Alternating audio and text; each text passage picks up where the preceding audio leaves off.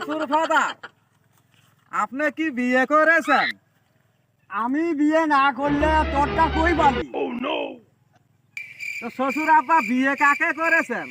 मारो मुझे मारो मारो मुझे मार তোমার শাউরিকে তো এটা ঘরে ঘরে হলো না? যদি একটা অন্য জায়গায় বিয়ে করলে হয় তাহলে একটা নতুন আত্মীয় বেড়ে যেত।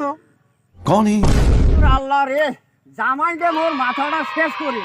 এই শালার জামাই চুপ কর। শ্বশুর ফাদার, এটা তো নদীর মতন দেখা যাচ্ছে। তো মনে হয় শ্বশুর ফাদার অনেক মাটি কেটেছে। তো এই নদীটা খুঁড়েছে কে? তোমার বাপ খুঁড়েছে।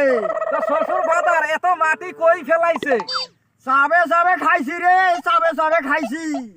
শ্বশুর আব্বা, এই বালু মাটি দাঁতে কেসর করে নাই? এ আল্লাহ রে, তোর বাইরে দাঁত ভাঙে দেবো।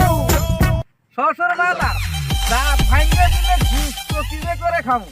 मारो मुझे मारो मारो ওরে আল্লাহ রে, মইলাম এখন কি করি এখন? শ্বশুর আব্বা, আপনি কি হাসতাছেন? না রে, কাশতাছি। এই জামার কাছে বেড়ি দিয়ে না, আমি একেবারে ছাই খাসি। শ্বশুর আব্বা, আমারে কইলে তো আমি 2 বস্তা চাউল কিনে দিতাম। তোরে একটা মাইরে ফেলামু। সব খালি আমারে দোষ।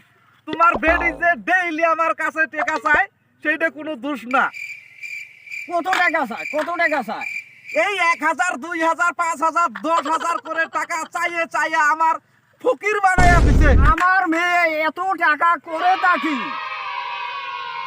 আমি তার কোনোদিন টাকা দিছি নাকি আমি কেনে করে জানবো? জামাই যে করি যে কি না, এই যে ধর।